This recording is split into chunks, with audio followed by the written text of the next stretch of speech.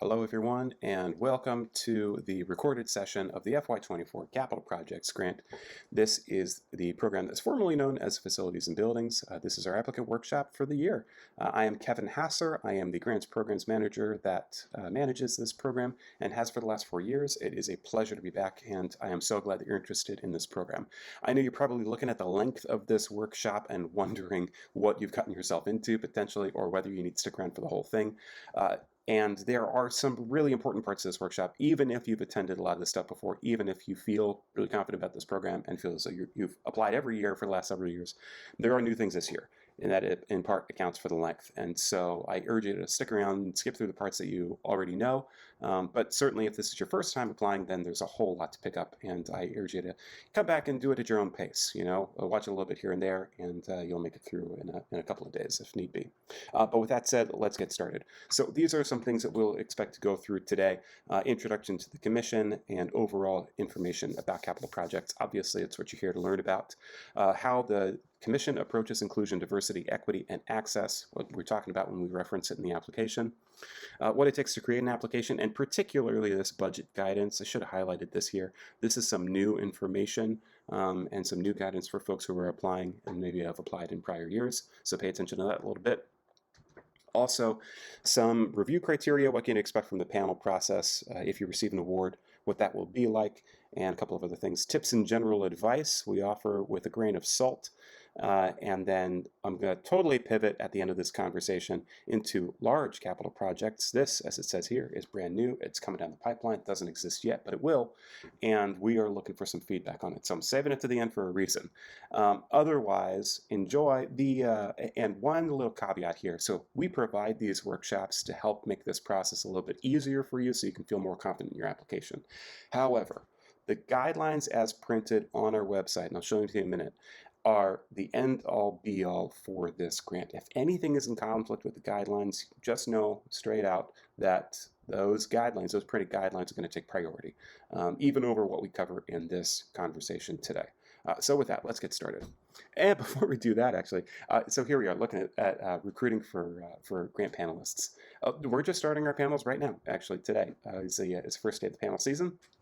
Obviously, the capital projects panels aren't going to occur until much later in the summer. But if you are interested in serving as a panelist, if you haven't done it before and you want to learn more about our process and what it's like to review some other folks' applications, or if you're trying to figure out your best tactics for your own application in a future year, that's what a lot of our panelists do, please give us a look. If you're not successful in getting your capital projects application across the line by the due date on October 21st, then you reach out. Because we have often seen that people who serve as panelists in the following year, when they submit an application, build a stronger proposal, build a more compelling proposal, and one that, at least I can anecdotally say, is more often to receive funding. In addition to that, we're also offering a $250 stipend for your services. It's 1 day of paneling, and then a handful of days in advance of that as you review the applications on your own time. So anyway, that's my pitch. Reach out to us if you're interested. Okay, this is the Commission on the Arts and Humanities. What we do is in the name, providing programs and services for that community within the District of Columbia. Primarily, people are interested in our granting opportunities. However, we are offering a wide variety of public programming now and in future years. And I know everyone here is interested in capital projects, so let's move on. As far as that goes, again, the deadline here is August 21st, 2023, and just to be hyper clear about that, that is at 10 p.m. Eastern Time is when that application is due. If you complete your application at 10:05 and try to press submit, you won't be able to. So don't send me an email with concern about whether you missed a deadline. You did. So make sure you turn it in before this time, 10 p.m. Eastern Time. Otherwise, it's going to be a really sad day for all of us. August 21st, 2023. I'm going to say it 7 more times. Jury Exhibition Grant is open for a couple more days, at least as of this recording. So check that out too with our friends over at the Public Art Department. All right, capital projects description. This is really the program that we have that provides funding for capital projects, which are renovations or building purchases or other structural type projects, as well as capital purchases. And for us, that really kind of boils down to depreciable equipment. In addition to that, you can also apply for planning grants that will get you to your upcoming hopeful capital project in a future year. And then starting with the pandemic and continuing on into the present, we also expanded the purview of the program to include digital projects, which is a similar kind of project, but for your digital assets. And so this is all about stability for organizations, for your structures, for your communities, for your collections. And this is a sampling of the variety of projects that we've covered in the second paragraph here. Obviously, there's a very wide variety of opportunities here within this program. One very important thing is that you do not need to own your facility in order to apply. And in fact, out of all the FY23 grantees, I think it was over half of them do not own their facility in order to apply. So certainly if you own your facility, you've got a lot of expenses and you can apply for those. But if you don't, stay tuned because there are a lot of potential programs that you might be interested in. All right, a couple of other headline things for capital projects here. Maximum award for a new facility purchase is $500,000. Maximum award for all other facility purchases, all other non-facility purchase projects is $250,000. And this part is new this year. So there is a match in place for some awards, but regardless of the award size, the first $100,000 of the award, if you end up receiving an award, does not require a match. So, for example, I skip down here. If you have a $130,000 application, what you're saying is you're essentially going to match that final $30,000 over the 100, right? So your project is actually $160,000. If you're still confused about this, don't worry, we're going to break down in a budget sheet in a later slide. All right, program goals, you can read this here. This is really about organizational stability. Before, during, after the pandemic, this continues to be an extraordinarily important priority for the creative community around the District of Columbia. We are interested in your overall stability, your ability to grow, your ability to continue to serve your respective communities. We know how important that is in all neighborhoods of the district, and that's why this opportunity is being provided to you. And we are very lucky to live in a district where our entire elected officials from the mayor to the council also agree with these goals, and that's why they continue to fund this program. So thanks to them as well for providing the resources to do this program again the coming year. One little caveat here, and this is really going to matter in the next slide, to accomplish these goals, the way that we see this program is as an investment in you, in the applicant organization, in your organization, and not in your landlord. And how that boils down is this way. So within your application, you're going to have to choose what cluster your program falls within, whether it be a digital planning project, a short-term capital project, or a long-term capital project. There are different eligibility criteria for each one of these things. Each one of these things, therefore, is able to cover slightly different kinds of expenses. So let's start at the simplest one, digital planning projects. Eligibility, you do not need to have a lease. There are some other requirements, we'll cover them in a future slide, but generally here we're looking at a lease. And you don't need to have one in order to apply for one of these. And that is because each one of these projects is going to manifest in an intangible product. You're going to walk away at the end of the year, hopefully if you're a grantee, with a plan to help you accomplish a future goal, that would be a planning project, or an improvement in your digital assets. None of that stuff is tangible in the physical world, and so it doesn't require a lease. What can you apply for? Consultants, fees, expenses, etc. for each one of these kinds of projects. If you're pursuing a digital project, and just to give an idea of what that is, that could be a website overhaul, that can be a CRM transition from one database provider to another one. It can be digital archives. Generally these kinds of projects require at least one consultant to really be the lead on that project. So these are eligible fees for that project. Same kind of thing with the planning project. Consultant fees, whether that be a developer or a realtor consultant, community engagement consultant to source from your communities where it is that your ultimate location needs to be, etc. All of these things are eligible expenses within this general kind of project. Regulatory expenses, this tends to be much more important for the planning projects. And notably here, here I am. Look at this, if I were to miss something. So digital projects, if you applied for this before, you'll notice that digital projects was in short-term capital projects. We just moved it over to this cluster over here.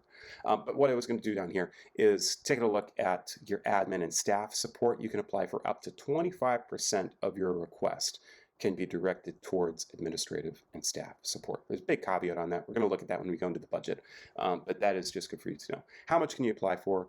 No surprises here, $250,000 maximum, with that little caveat about where the match takes place. All right, short-term capital project is sort of the next level up here. This is where we're moving into depreciable assets, and particularly mobile ones, things that an organization can take with them. And so in that regard, you do need to have a lease in effect in order to successfully be eligible for this particular project. You've got to have at least 1 year left remaining on your lease by the time you apply.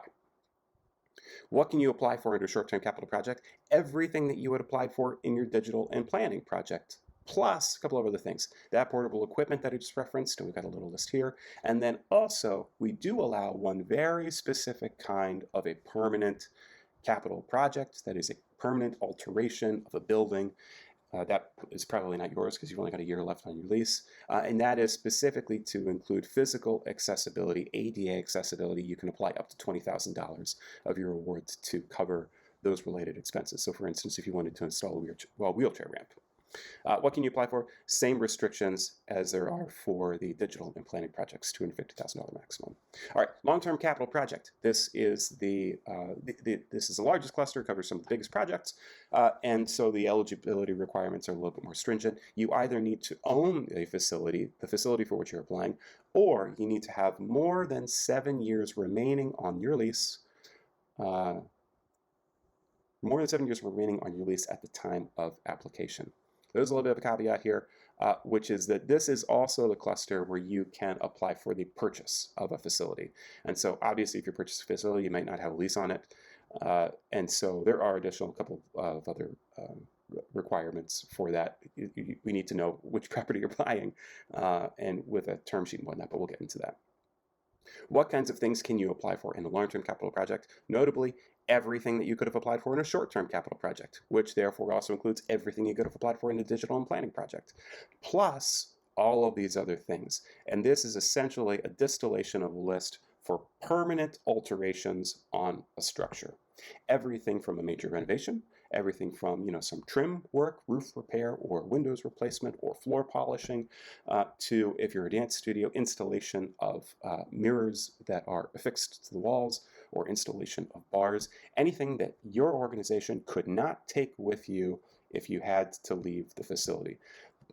That's where you can apply for these kinds of projects. All it requires is that you own the facility or have 7 years left on your lease. The maximum you can apply for, again, as mentioned, the $500,000 maximum is specific to the purchase of a facility. Otherwise, just like the other programs here, the maximum you can apply for is $250,000. So those are the three buckets. And looking at your projects, figure out which one is most appropriate for your specific project. All right. General eligibility criteria outside of those three buckets, I said we'd get here. You need to have all of these things be true. Regardless of the project that you're pursuing. Got to be an arts and humanities organization. So much of this stuff on this list is focused on being a DC resident organization. You got to be headquartered in DC. The majority of your service has to be dedicated to DC. All of the project deliverables has to be dedicated to DC. Some people get confused about whether DC is the Fed. If you live here, you know. But if you're calling in from another state, because we've had a couple of you this session. First of all, hello, pleased to meet you. Welcome to the District of Columbia. Second of all, this is for DC resident organizations. A couple of other things, you've got to be a 501c3 nonprofit for at least a year. Clean Hand certification, we'll get to if you're not familiar with that. We're going to cover that in a future slide. And notably, you have to have a project for an eligible arts and humanities space, and that too we'll cover. These are the ineligible parties. It's just about everybody else. Obviously, individuals cannot apply, private clubs, anyone else that needs a fiscal sponsor, and other government entities. All right, IDEA, Inclusion, Diversity, Equity, and Access.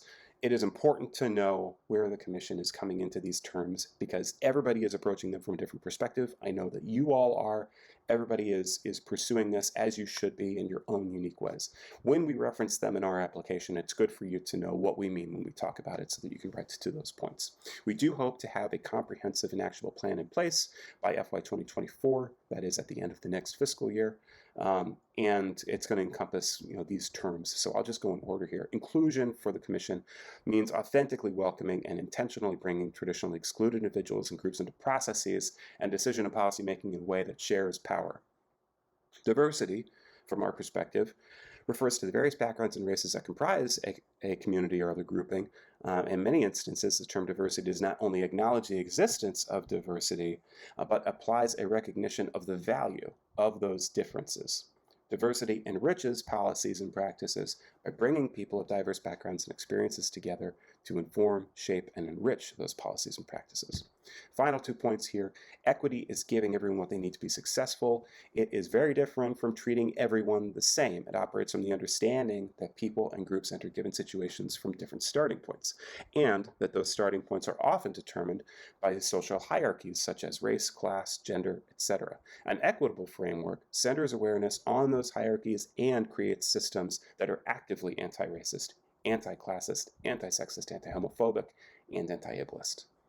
And then finally, access here, we try to define in the broadest definition of the term to ensure that individuals and groups are given financial, geographic, demographic, cultural development access to programming and all other opportunities. So that is where the Commission is coming into these points. We're going to reference it in the application. You're going to see it there so you can know how to interpret these points into what your organization is approaching and how. All right, frequently asked questions, round 1. The round 2 is only done in person. That's where you're going to be missing out on the recorded session. But you can join us at future workshops at the end. And then also we're going to have Friday virtual office hours, or you can just call me or email me, and I'm happy to answer your questions otherwise. All right, round 1 for frequently asked questions. Are mortgage and rent expenses eligible for capital project consideration? We get this question a lot, and there's a reasonable confusion here. But to answer plainly, no, they are not eligible expenses for capital projects consideration. These two things, mortgage and rent, are recurring expenses in that they breach the boundaries of the fiscal year. Everything is really bound by the fiscal year for us in the district that starts on October 1st of this year. It's going to continue on to September 30th of next year. And rent and mortgage continue on before and after. So for that, we consider that a general operating expense. And so those kinds of expenses are not eligible. This is confusing because the last 3 years we did offer a rent and mortgage relief program that was branded under the prior name of this program, but that is not what we're looking at for capital projects. Can I apply for a project with planning elements and a small renovation? Yes, you can. If you remember from a prior slide, you can apply for the small renovation if you are eligible for the small renovation. So you meet all the other eligibility criteria, and your lease has at least 7 years remaining at the time of application. If you have planning elements incorporated with your small renovation, then that's fine. The more stringent component here is a small renovation. If you're eligible for that, then you can apply for both. Can we use a mortgage in the match of a new facility? Yes, you can. This might get a little bit complicated here, but if your project is to purchase a new facility, probably you're also going to have to get a mortgage with it. When you get that mortgage, it's going to be a debt, sure, but it's also going to exist as sort of validation of your new asset, the building itself. And so that asset is going to serve as your match for the purchase of a new facility. This is the only kind of project where you can use your mortgage as a match. What if I rebought the facility in FY23? Aha, what a tricky question. So the purchase of a new facility and new creative spaces in DC is such a priority for the Commission and is such a priority for the creative community in the District of Columbia that if you purchased your facility just because it was the right time to do so in FY23, which is where we are right now, by the way, today, then that project could potentially also be eligible. This is the only kind of project that would fall outside of fiscal 24 that might be eligible for this award. So in essence, if you did buy a facility in fiscal 23, reach out to me, let me know, and we can give you a little bit of guidance on some things to acknowledge and reference in your application, just in order to be eligible. Must every grant dollar be spent in FY24? What about projects start before the fiscal year starts? Yep, as I just said in the last one, the only thing that falls outside of that FY24 window is a purchase of a brand new facility in FY23. Everything else must be totally constrained within the fiscal year 24 window. And that refers to both expenses as well as the actual project itself. When did the project occur? You can't do the project right before October and then just bill for it after October 1st. It doesn't work that way. To answer the second part of the question, what about projects start before the fiscal year starts? They could be eligible, but the work that happens before the fiscal year starts would not be eligible for, would not be an eligible expense, would not be eligible for reimbursement. What kind of technology can I apply for? All sorts of stuff. I get this question a lot, and it really just sort of depends on where the organization is coming from. If you're looking at a short-term capital project, then you can apply for any kind of depreciable equipment that is going to be relevant to what your organization does. So most frequently, it tends to be a lot of computers or other similar kinds of technology, iPads, iPencils. We've paid for a fair number of those things if you end up receiving a grant. And for long-term capital projects, people can get a little bit more creative with servers or wiring, cabling throughout the facility, security systems. We've seen a whole lot of different things. It really just sort of depends. If you have a specific question, again, always feel free to reach out. All right, looking at creating an application. And this is where, if you've done this before, you can kind of tune out a little bit, but I will try to breeze through this fairly quickly. All right, application process, all of this is done online. We are not paper bound, or at least your part of the work is not paper bound at all. And so we do not receive any kind of mailed materials to the office. Everything is accessible from the website dcarts.dc.gov, and I'll show you exactly how to get there in the next slides. Again, everything's got to be due 10 p.m. Eastern Time, Friday, August 21st, 2023. Do it before then, please, please, please, please, please. All right, go to dcarts.dc.gov, and you're going to see this, fairly reasonable looking website. Go over to the Programs tab in the header here. You'll see the drop down. Click on Grants. Once you click on Grants, scroll all the way down to the bottom of the screen, and you're going to see this list of hyperlinks. This funny little link here with the interesting icon right where that red arrow is.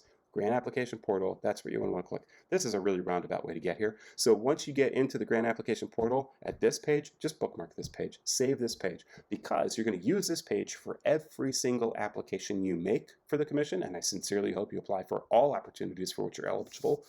So all grant applications from the commission go from this page, and then also, if you end up being a grantee, all of your follow-up paperwork is going to go through this portal as well. That includes your grant paperwork itself, all of your annual reporting, all of it. And so this is a page you're going to come back to frequently. All right, if you've never done this before, you got to click the big green button, and it's going to ask you to create an account. You're going to need to create a personal account for yourself just to get you in the system, and then you're going to need to create potentially an organizational account as well. And your person will be inherently tied to the organization for the purpose of this application. But if you've been here before, if you've applied before, then obviously you're going to click the sign-in link right there. When you enter, and this is the view of somebody who has applied for things before. This is what things are generally going to look like. The left-hand bar here, these hyperlinks, these are going to be your guide throughout your entire term on the grant. This stuff up here is also consistent, and so it doesn't matter what page you're on, you can use this bar here to navigate to wherever it is you want to go next. A couple of things to point out. This is the support button. Our contractors who run this portal for us, it's a company called Jungle Lasers, no joke. And you can reach out to them for support, but truth be told, myself and my colleagues here are well versed in fixing about 97-ish% of the potential issues that you're going to confront in the portal. So if you have an issue, reach out to us first. We tend to be much more responsive than our contractors do. A couple of other things. So this is an organizational-based grant, as I said before, and so your organization needs to be included here. If you don't see your organization here, then that indicates that there's some kind of potential problem. Reach out to us and we'll resolve it so that you can actually successfully apply. And then also, I referenced that this is the look of somebody who's made some previous applications. It's because they're all listed down here. These are either drafts or final versions of an application that this person has been working on. You can use these things, this edit button, to get back into your application. You'll use this quite a bit once you create your capital projects application and put it in draft mode. I don't know why they make this button so prominent, this delete button. Avoid it like the plague. And then, again, it doesn't matter where you are on this page, where you're navigating to. If you want to get back to your open applications, then just click that hyperlink there and it'll help you start out. But regardless, first thing you're going to need to start a new application. So click the big green button and you go to the next page here. And apologies for the small typeface here. But this is what you're going to see. These are the two programs that are presently available: capital projects, Jurid Exhibition grants. Obviously, you want to do capital projects. Once you highlight this, it's going to give you a brief synopsis of the program. This information is not particularly interesting. You're going to find all that in the RFA and far, far more. But over here, this blue hyperlink saying preview, click on that and you're going to download a preview of the application that you can have on your computer. You can bring with you whenever you're writing the narratives of your application. Once you click into this, first thing it's going to do is ask you eligibility questions. One of these questions is whether you have attended a capital projects workshop, which you're in right now. So you can check yes on that. Don't just brazenly check yes on all these things. Only check yes if they're true, because if not, then you might find yourself disqualified later on when we cover the eligibility.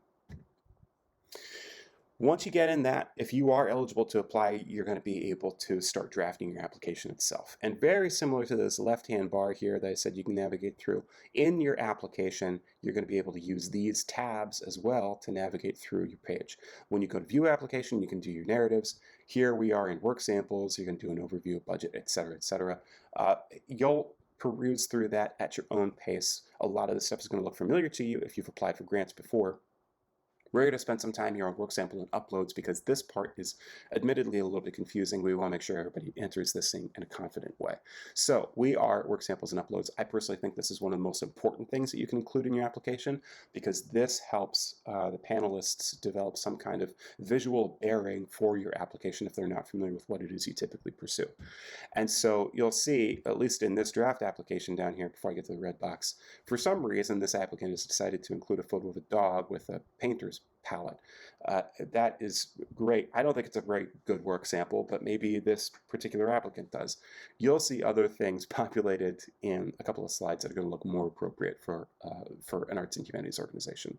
But regardless of whatever information you put down here, whatever files you attach, this in this red box is your opportunity to talk about it and provide the proper context so that the panelists are able to see your work samples, your pieces that you're sharing in the way that you want them to see it. A lot of people include videos, include audio, include imagery, and the panelist is going to look at it without a frame of reference and not know how to digest it, what it is necessarily, maybe what your organization did in its involvement with creation of those things. This in here is your text, your opportunity to clarify all of that. And so I strongly encourage you to take advantage of it.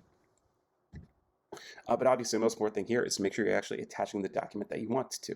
And so this part is a little bit convoluted here. Your media library here is, if you've applied before for anything from the commission, then any document that you would have attached to your prior applications, they're all going to be available in the media library. You can click into the media library, scroll through, and get kind of a summary of all of your prior applications. Look at all of your documents, look at all of your videos, etc. But for each new application, there's probably going to be something new that you want to attach. So you can attach something from your media library, sure. But what we're going to do is explore a couple of different options. So probably you're going to want to click Attach Media from Library, and then you'll be confronted with this. So here you're presented a couple of options for a variety of uploads. First of all, there's a description, again, similar to the last description field. This is really some information for the panelists in interpreting what it is that you're trying to show them. If it's a snippet of a play that you produced, then maybe you want to indicate what the title is. We leave that up to you. You're going to complete it however you will. You can upload a file here, obviously from your computer or cloud or whatever, or you can attach a video, either a YouTube video or a Vimeo video. It's going to ask for the ID. We're going to show you what the ID is on the next slide. I also think it ends up being just as successful to use the entire hyperlink. And so you'll just copy and paste that in these two fields. Let's use YouTube as an example. You go to your YouTube video, you want to attach this specific video here. Up here at the top on your hyperlink, it's at youtube.com, watch question mark something or other. After the equals sign, this serial number, that is the serial number that the previous slide, I'll go back here, your video ID. That's what that is. But again, I think people end up being just successfully just copy and paste the entire hyperlink. A couple of things about YouTube, and by the way, we cover this extensively in part because we strongly encourage people to make use of video samples, and particularly streaming videos. They're easier to access. You don't have to download them. Panelists can get them with relative ease.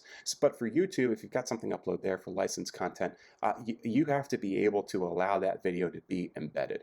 The best way to do that is if you actually own the video, and you can go into the video link itself on youtube.com and make sure that when you go into the video settings that it is allowing video embedding.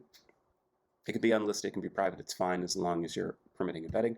And then for Vimeo, Vimeo is great. It has a lot more privacy options, which are actually really helpful. But you got to disable them all in order to embed on an outside website, which our applicant portal is. However, what you can do is you can attach a password to that Vimeo video. That's fine. You just have to make sure that within your application, you are also sharing the password with the panelists so that they can get access to the content you want them to see. All right, so when you successfully upload this Vimeo video, it's going to look like a successful upload to Vimeo video within your application, right? This looks like something you can play. It's got timestamps. It's got, volume features. It's got the Vimeo logo. It's got a play button.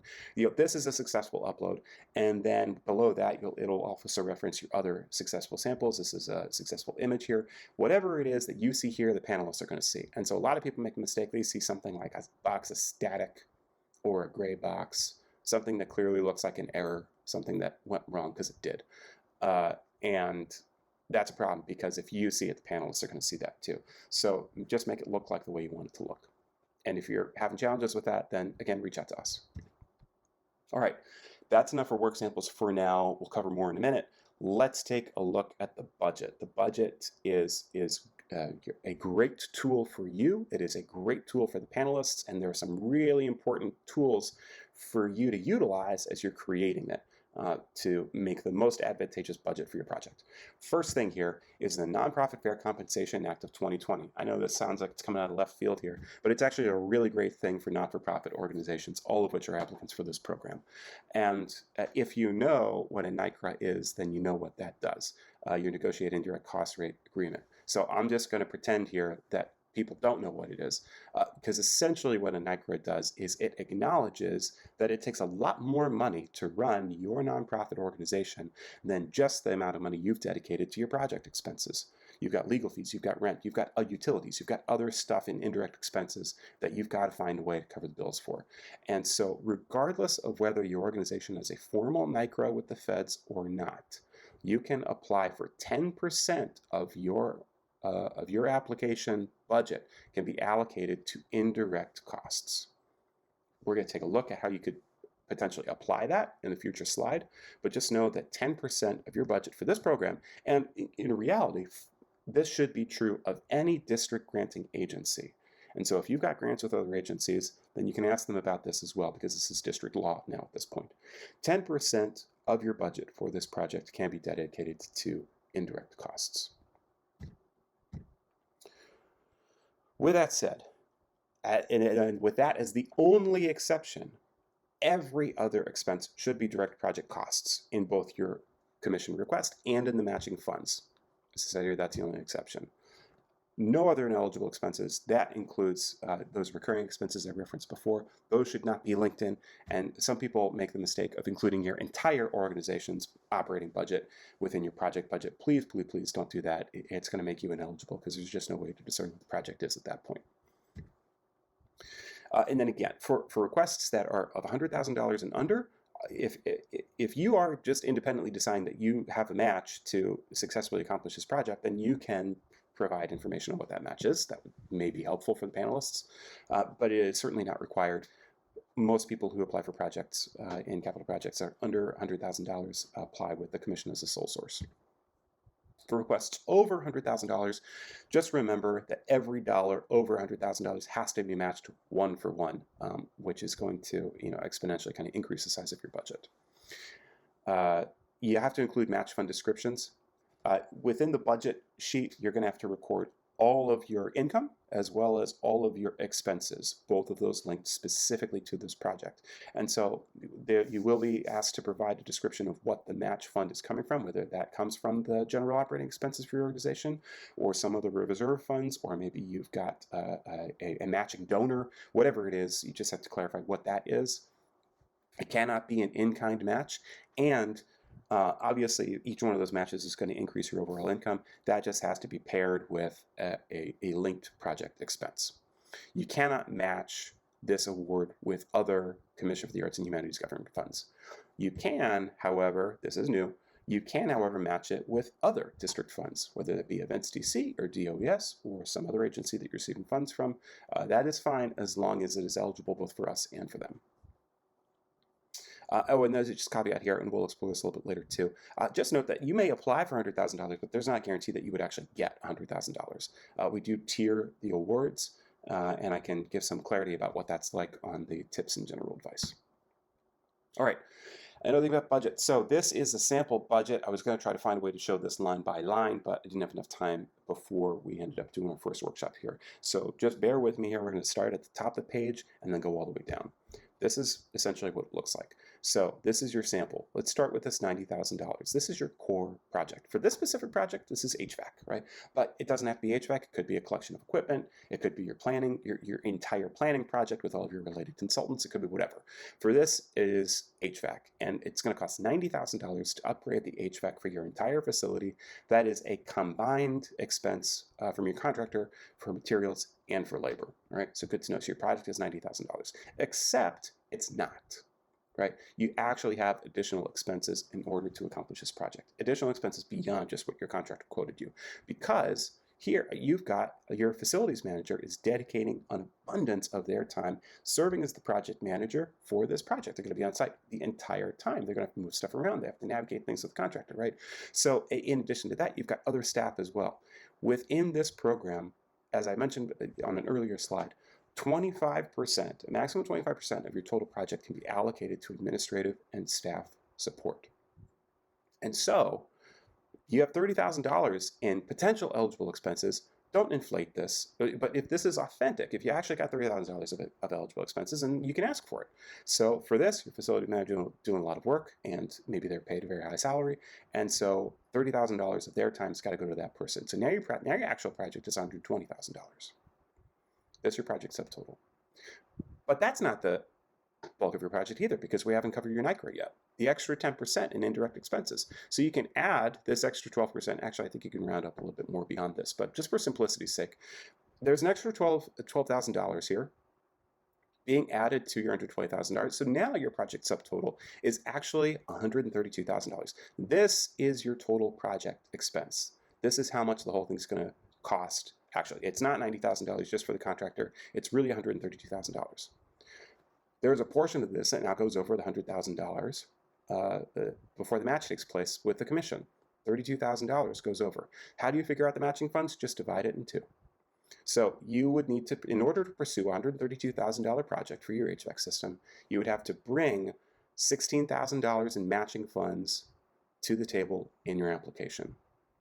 The amount that you're going to be requesting from the commission in order to accomplish this project is this $116,000. $116,000 plus your $16,000 match equals your total project expenses of $132,000. Within your application, you will be asked questions and you'll have to provide clarity on both the $132,000 as well as $116,000. So just know that you're going to be writing about both those things, itemizing some expenses for it to make sense to the panelists, and that's how you can build a budget.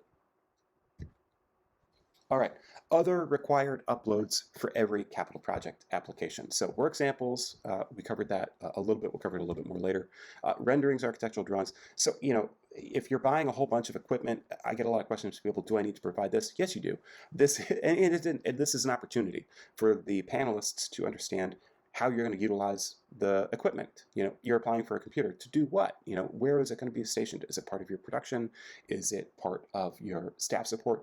You know, this is an opportunity to provide, you know, some contextual information for the panelists that can really only help. Otherwise, sometimes they end up getting a little bit confused. So this is an opportunity for y'all. Obviously, if you're doing a renovation, you're going to have a lot more drawings that you want to show, but everything has the opportunity to provide at least one item. Support materials are different from work samples. We'll cover that in a minute.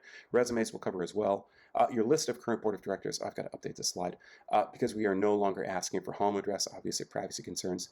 For your district-based board members, we do ask for their ward location just to get a better understanding of, you know, where they're coming from, the city relative to the communities you're telling us that you serve.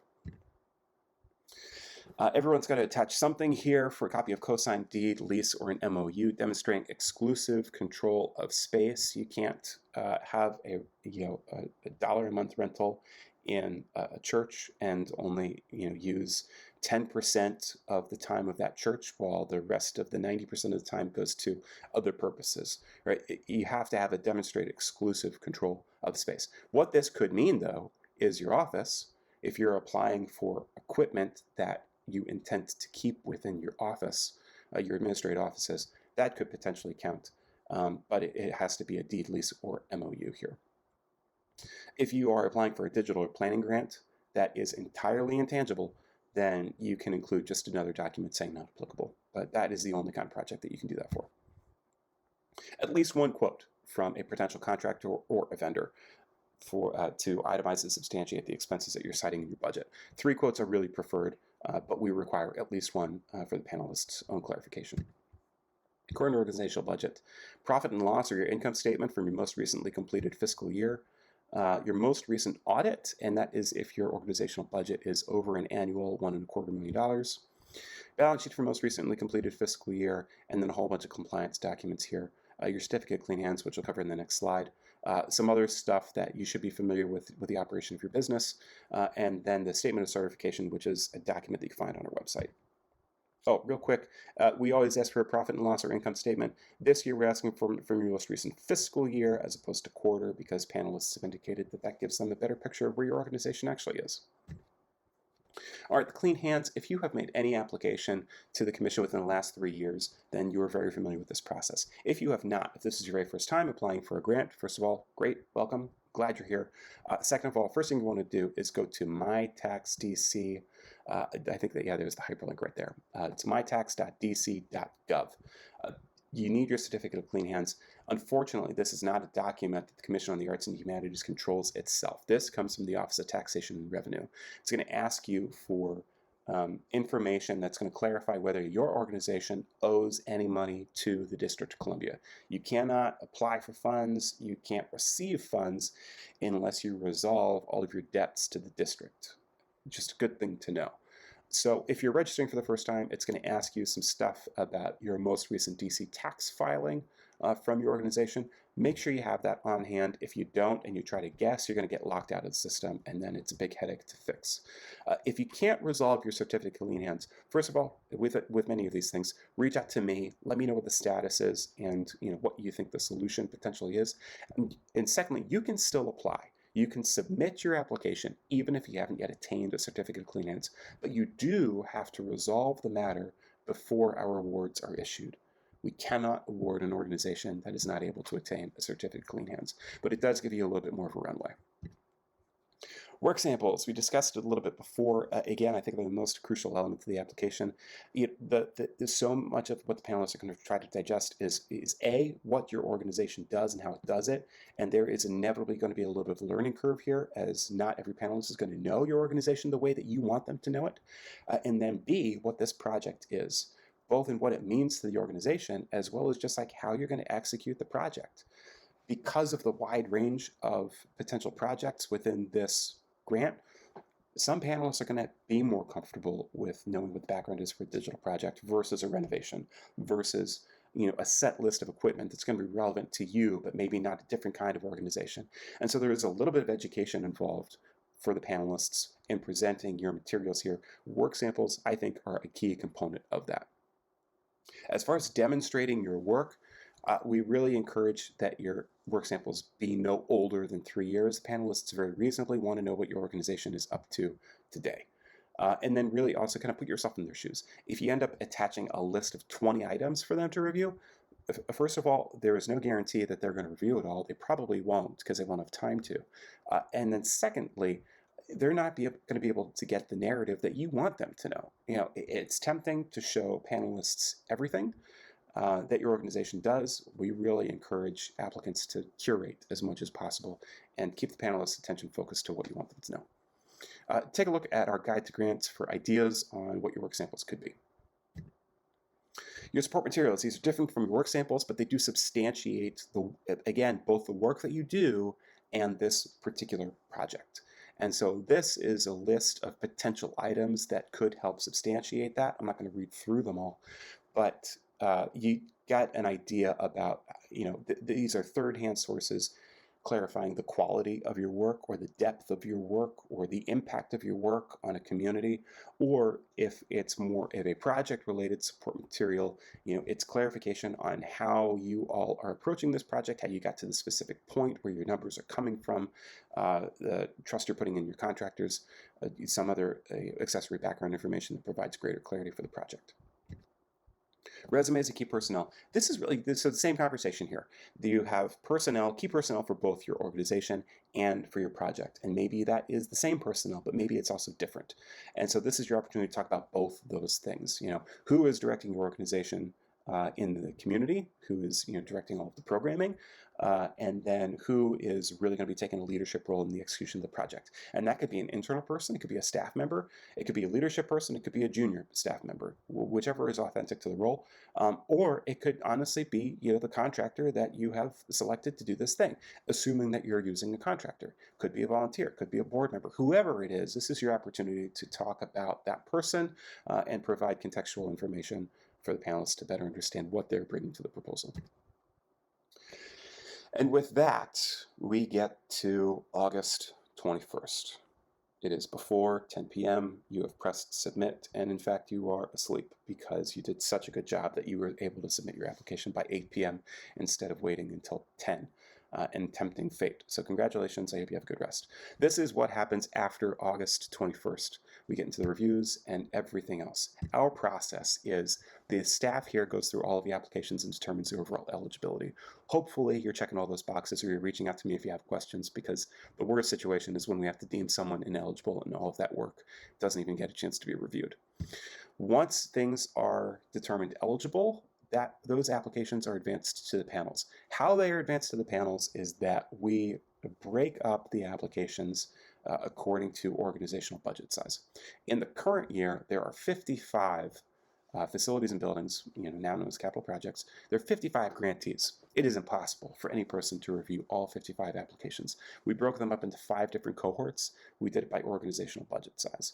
Once they are broken up into the respective review cohorts, they are never mixed again.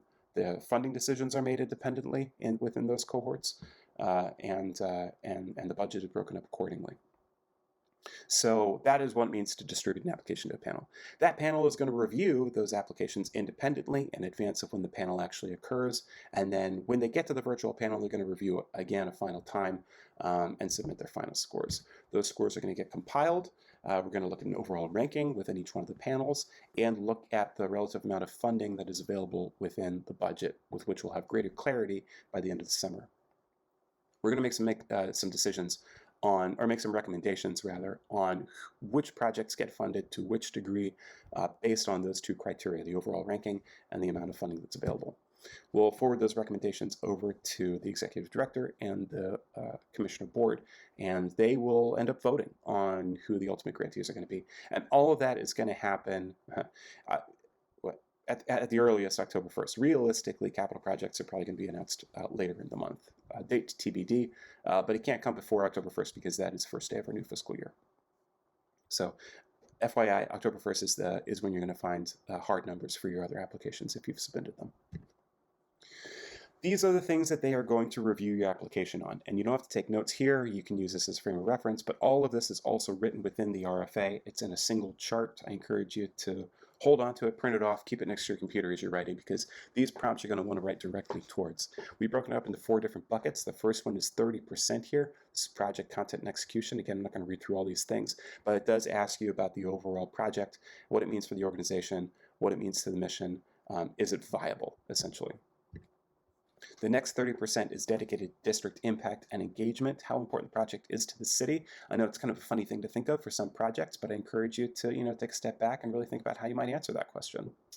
Otherwise, taking a look at your specific neighborhood, how you intersect with the district, which communities you work with. This is really an opportunity for you to talk about the good work that you do and what this project would mean to the accomplishment of that work.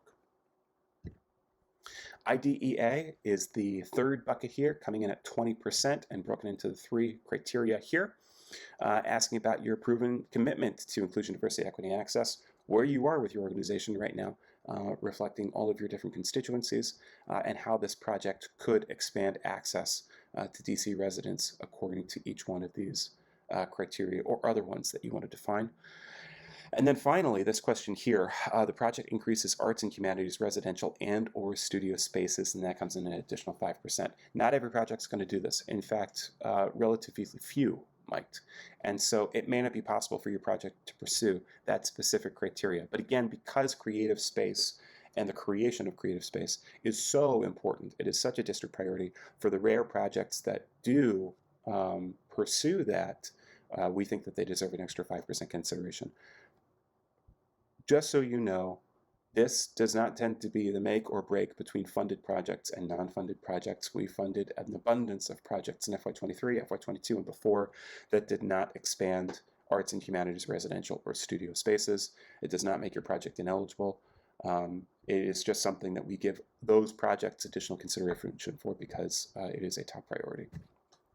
The final bucket here, organizational management and capacity, the final 20%, asks some more specific questions about your project, your organization, and how you'll actually be able to execute it successfully. And from that takes us now forward in time to October 1st, 2023, or actually realistically probably mid or late that month. What's going to happen at that point? So on or after October 1st of 2023, you're going to receive one of three notifications: either congratulations, we're granting you an award, that's going to come with a grant package, your letter of ineligibility, that notification, would, if it occurs, is probably going to happen in advance of October 1st, or your letter of denial. You're going to need to return your completed grant agreement and a whole bunch of additional documentation, send that back to the commission, and then we will go through our paperwork process with all of our sister agencies in order to try to expedite that as fast as possible so that we can get the first half of your award your way as soon as possible. It is a slog, and I'll cover that in greater detail in the tips and tricks area when we get there. But it is a process, and it means that initial award funds aren't typically received until late November, sometimes December. We can talk about the complications with that a little bit later. Strongly encourage everybody to seek direct deposit, which requires you having your bank information on file with the district. It cuts at least a week on average off of the time to receive your funds, whether they be the initial funds or the second half.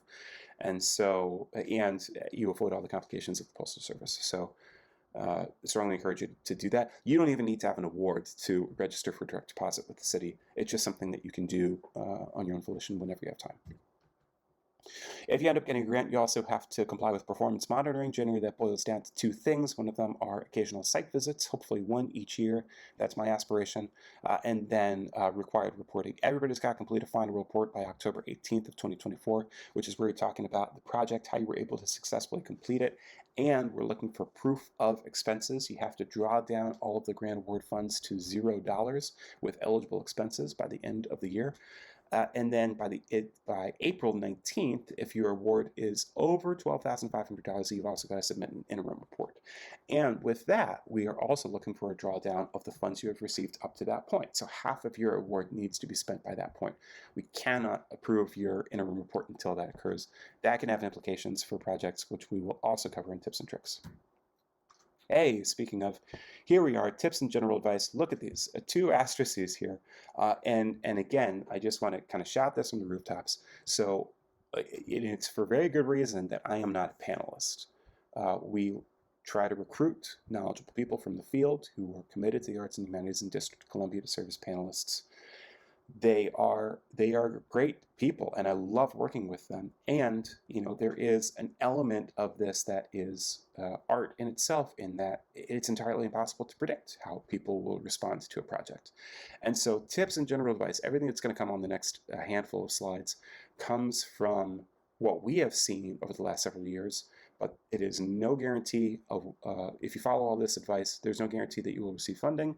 And on a rare occasion, it might be totally incorrect advice because panelists can just be different. So the most important thing is to submit the application that you feel most confident with. The worst thing would be to take somebody's advice, have it be incorrect, and then you feel bad and have regrets about it afterwards. So submit the application you want to submit and take all of this with a grain of salt. But we're going to share it anyway here. What project should I pick? This is a question I get all the time. And the true, honest answer is, it is an impossible question for me to answer. And these are a couple of reasons why. And this is not just me spinning my wheels. It's important for you to know. That because all of these projects tend to be funded. All of the things that you're considering, most of them probably have been funded in a prior year. It's impossible to pick what panelist priorities are going to exist. And so the best advice that I can provide as you're trying to select which project of your eligible ones you want to pursue is really take your time, look at the narratives, look at the scoring criteria, as I said here, and just think about it for a period of time. Which of your variety of projects responds best to those scoring criteria and those narratives that you feel best about? That might be your tip, is to move forward with that relative project. A couple of options here, and you may have been able to piece some of this together yourself. Digital projects, right? Your website overhaul, internal infrastructure, which would be computer purchases, programmatic infrastructure, stuff that the public is going to be able to experience, overall public accessibility, overall organizational efficiency, trying to reduce your expenses, or overall organizational stability, right? Taking a look at the longevity, setting yourself up for success in the future, with a preparation type plan. All of these are radically different. All of these are eligible, and all of these have received funding each year that I have been at the commission. And so it's really not possible to determine which one is best, because I've seen success and failure on all of these things. But it really just sort of depends on where your organization is. So again, look at the narratives, look at where your organization is coming to each one of these different kinds of projects, and do your best. The one thing that we discourage is the kitchen sink proposal, which is an amalgamation of a whole bunch of different things, because you're just trying to maximize as much as you can with the potential award that you see is available. It's really tempting because the funds are available. And I know the first $100,000 are match free, but we strongly discourage it because the panelists don't respond well to it. They look at a kitchen sink proposal which has got a smorgasbord of programming components, and it is often very hard for them to discern what the organizational priority is. They start to develop questions about what your priorities are, and that generally bodes pretty poorly for the organization and its application. Overall project analysis here. So I'm going to list like 4 different kinds of projects that you might be considering. Maybe yours is not on this list, in which case just sort of bear with me here. But I want to play both sides of it just to encourage some additional thought from an outsider's perspective as you're putting the proposal together and trying to anticipate some questions that people may have about it. So an overall facility purchase. This is a really, really tempting project. Everybody wants a permanent residence. You want to not pay rent anymore. You want to own a large capital asset. It requires a firm plan. You cannot go into this project asking for $500,000 and just sort of hoping that you're going to find the perfect property to purchase at that rate. First of all, it's DC. You're not going to be able to purchase a property for $500,000.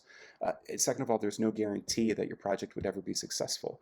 The DC market is volatile. Funds are restricted to your fiscal year. And so in that way, the successful facilities purchase projects that the district has funded the last several years, all of them have been private sale. All of them have been negotiated directly one-on-one with a landlord in a timeline that is accommodating to both the organization as well as the present landlord or the developer. All of it has happened off-market. In no situation has an organization been able to use district funds to look at a property as it appears one day and just make that purchase. I would love for that to happen, but it hasn't happened yet, so just good for folks to know. Second of all, your planning grant. These are great, and like some of the most exciting grants, because your plan is anticipating the future and talking about your organization's aspirations, and there is potential for panelists to go along for the ride. But because you're talking about aspiration and the future, it is very hard to ground the project. It is very theory-based and not necessarily based in practice yet, because we're talking about something that doesn't exist yet. And so in that way, the more grounded you can make the plan, generally, the better for the application. There's a couple of things that you can use to do that. First of all, informing the panelists how you got to this point, what your deliberative process was, who your stakeholders are, or who your advisors were to help guide you to this specific point, or some other component of plan of action there. substantiate the request with your research, with cost analysis, with your hypothetical quotes from the contractors who you're interested in pursuing to help you get to that next point. Your letters of support from folks that again served as guides to get you here. Anything that can help establish your planning grant in reality, it isn't just good for the panelists, it actually kind of provides you a roadmap to execute the plan as well. And so I've seen a lot of people appreciate that extra guidance themselves as they're trying to think about how they're going to execute it in a year. A major renovation, if you want to pursue this thing, really just strongly consider what can feasibly be done in the fiscal year window. A lot of people bite off more than they can chew, and a lot of the panelists tend to have experience in some kind of renovation in some way, shape, or form, and they can inherently know what is realistic to pursue and what is not within a given fiscal year. Also consider future application opportunities. One of the restrictions on capital projects is that we cannot fund a project twice. And so if you apply in the first year, in this year for FY24 for a renovation, and then your renovation is going to continue into FY25, you cannot apply for renovation again in FY25. What you could have done is in FY24, you can apply for the roof repair because you know that's going to happen this year, or window treatments, or doors, or any combination therein.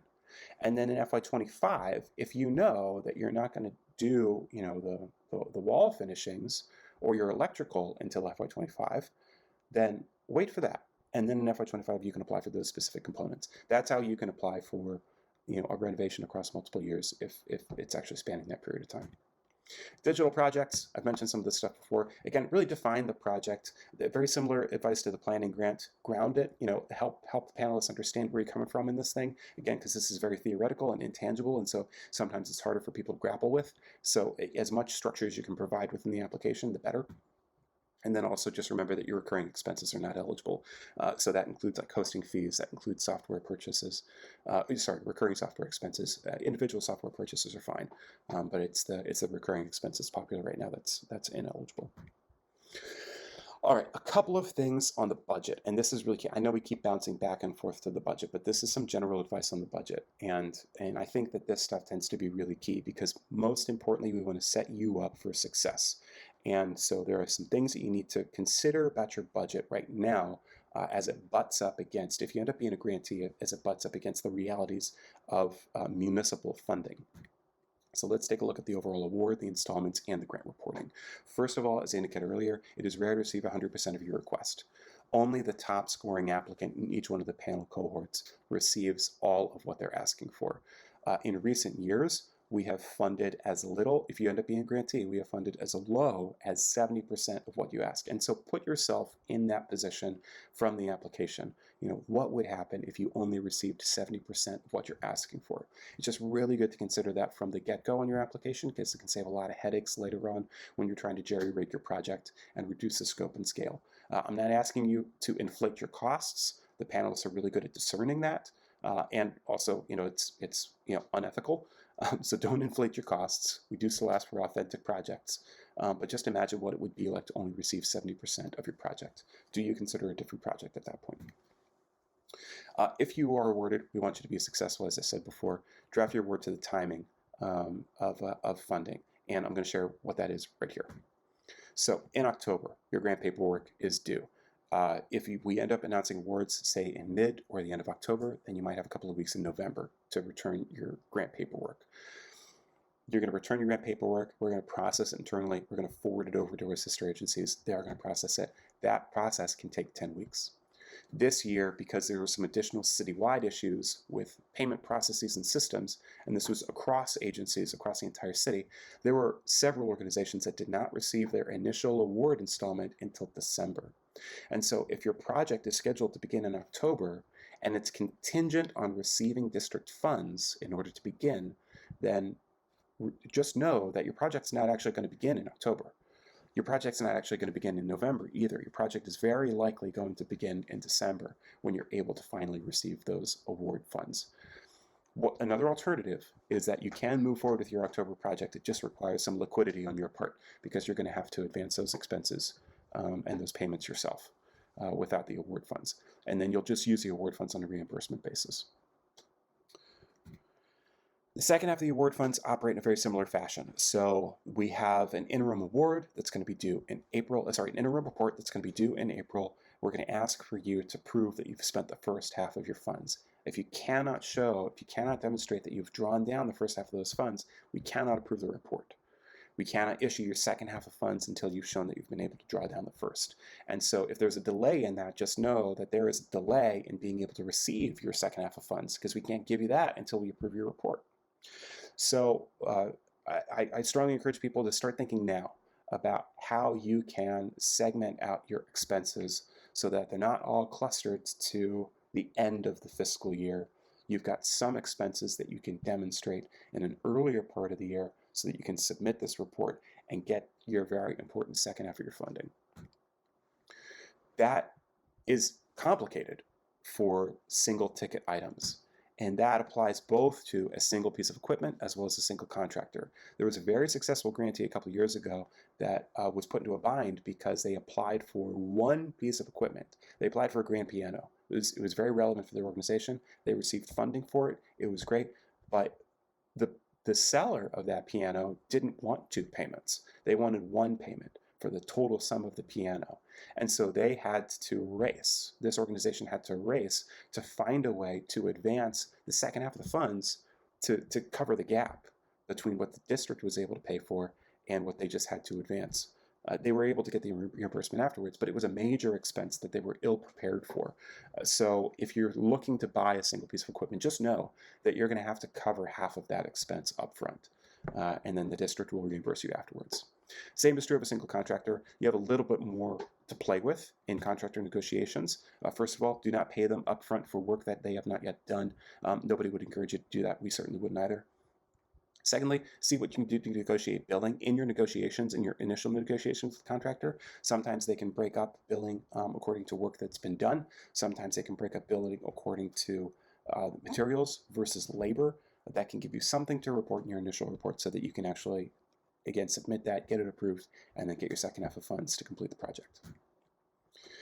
Final thing to know, and this shouldn't be a surprise here, contractors often require a deposit to get time on the calendar. Sometimes that deposit is going to be required before the fiscal year starts. If that happens, two things are true. One of them is that the deposit is not going to be an eligible project expense. You cannot cite it as part of your project expenses, and you can't expense it if you end up receiving a grant.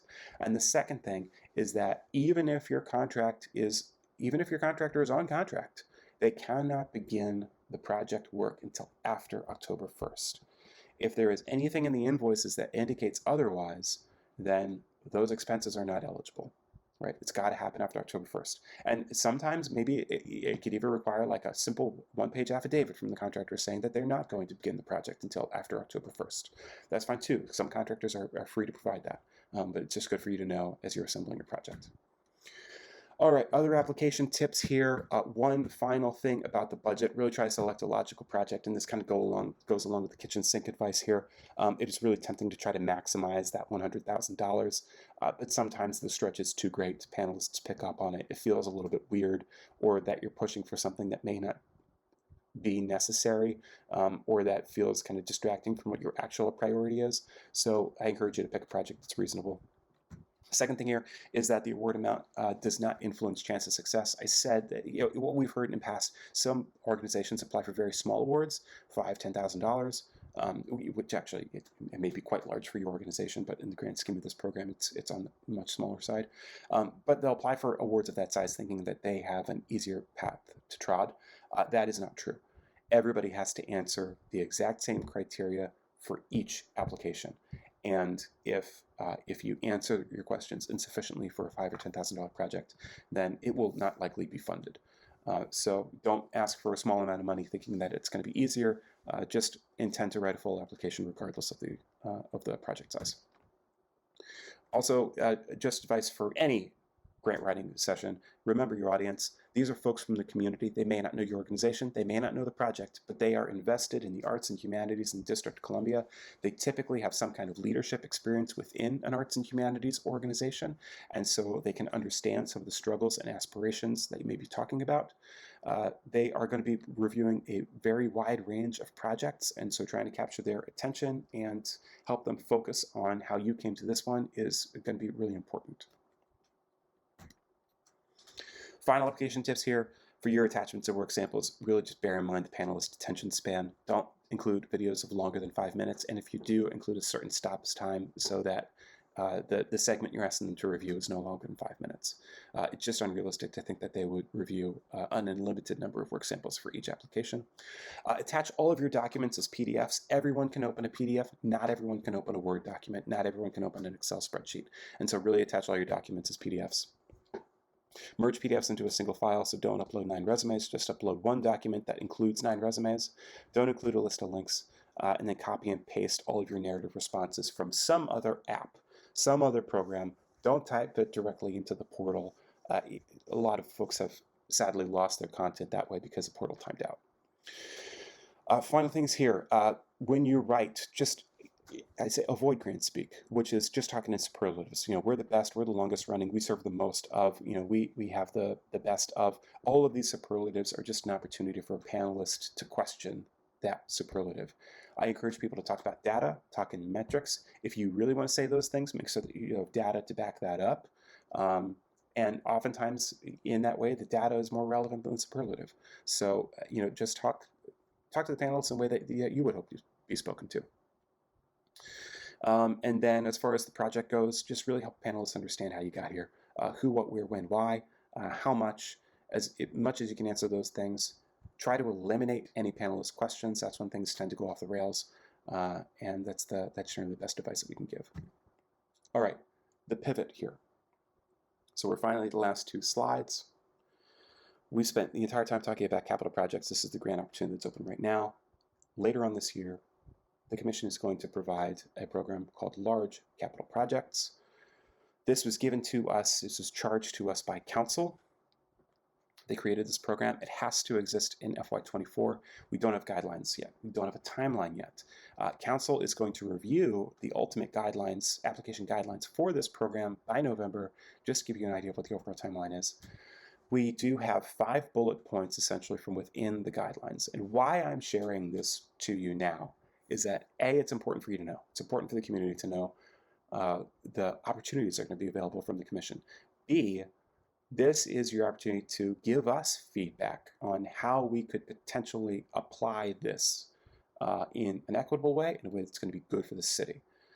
And so the Council has given us these 5 bullet points.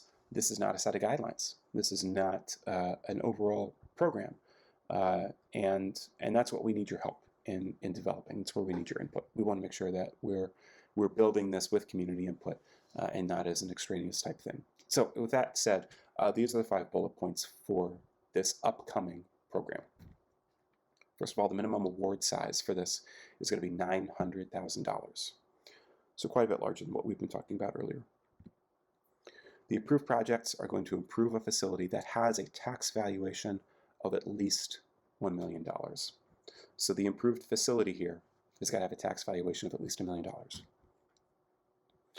As far as that facility goes, an applicant must either own it or possess at least a 30-year lease on it. Grantees cannot receive both a large capital project grant and a capital project grant in the same fiscal year. And if you do receive a large capital project grant, you will not be able to receive another one in the following 2 fiscal years. So the most frequently an organization could receive it would be every 3rd year. That is what is entailed in the legislation. At this point, as of this recording, I've had one-on-one 30-minute conversations with 33 organizations to solicit additional feedback on things to try to include, ways to interpret these criteria, and opportunities to potentially engage the Council in future adjustments to legislation. However, that's a pretty small sample size, 32 organizations. And so if you have thoughts on this, I want to hear from you.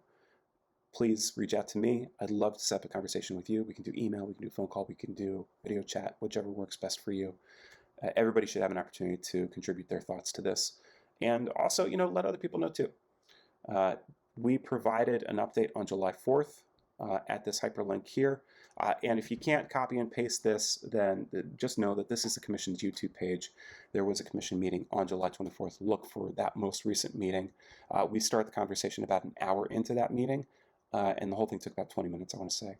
And so, just watch that, see where the Commission is as far as this goes as of July 24th. And we would love your additional thoughts on these criteria, as well as what was spoken by me and others at that meeting. So again, actively seeking input on this, reach out to us. And if you've got friends who are interested in this as well, then please let us know. And that's it. This is my contact information, kevin.hasser@dc.gov. 202-213-8848 is my work cell. You can text me. You can call me. You can leave me a voicemail, whatever you feel comfortable with. I'm happy to engage with you. I wish you the best of luck in your application.